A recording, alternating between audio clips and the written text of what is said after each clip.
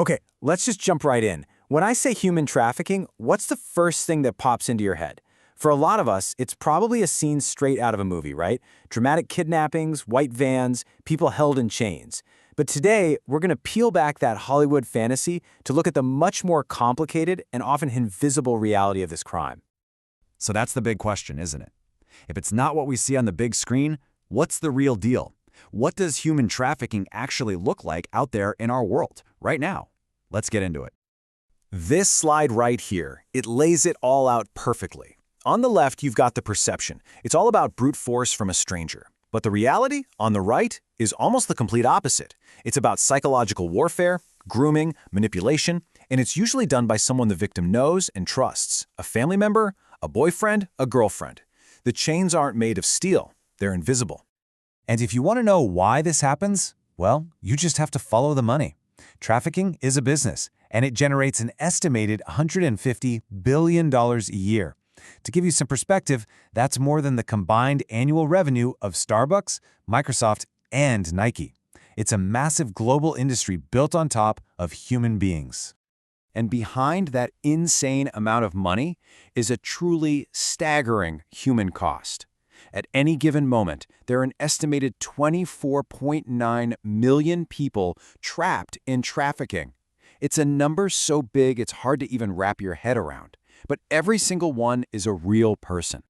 Now this brings us to one of the biggest misconceptions out there. Sex trafficking gets almost all the headlines, and it is a horrific reality for millions. But the numbers tell an even bigger story.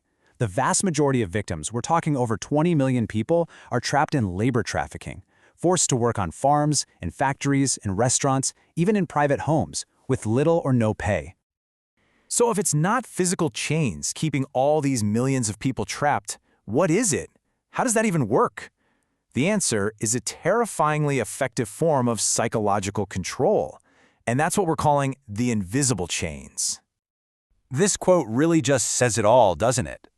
Control today isn't about a locked door. It's about locking down a person's mind, their free will, their hope, making escape feel totally impossible, even when a door's wide open. And the number one tool in their toolbox is grooming. This isn't random. It's a playbook. It's a slow, deliberate process where a trafficker acts like a friend or a partner and builds up all this trust and dependency, all for the specific purpose of making that person vulnerable to exploitation. And here's pretty much how that playbook works. Step 1, they target someone who's vulnerable. Step 2, they shower them with attention, with gifts, making them feel special. Step 3, and this is so crucial, they start to isolate that person from their friends and family.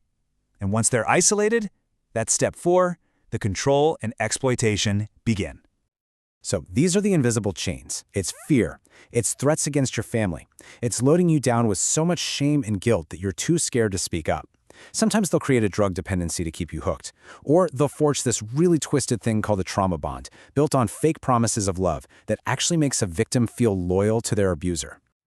Okay, so we're seeing how it happens. But the next question is, who is it happening to and where? Well, this is another area where the Hollywood myths just completely fall apart. We're talking about hidden victims in hidden places. This slide is so important. Let's just tear down these myths one by one.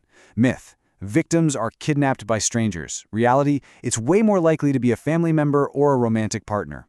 Myth: it only happens in poor foreign countries. Reality: it happens in every community, including wealthy suburbs. Myth: it only affects women and girls. Absolutely not. Men and boys are major targets too. And finally, the myth that it requires crossing a border. The truth? A person can be trafficked without ever leaving their own city. So, what's the bottom line here? It's that there is no type. Traffickers aren't looking for a specific gender, age, race, or background. They are predators looking for one thing and one thing only: vulnerability. And that can be anyone. And the consequences are just beyond devastating. According to the FBI, the average life expectancy for a person once they are pulled into trafficking is just 7 years. Let that sink in for a second.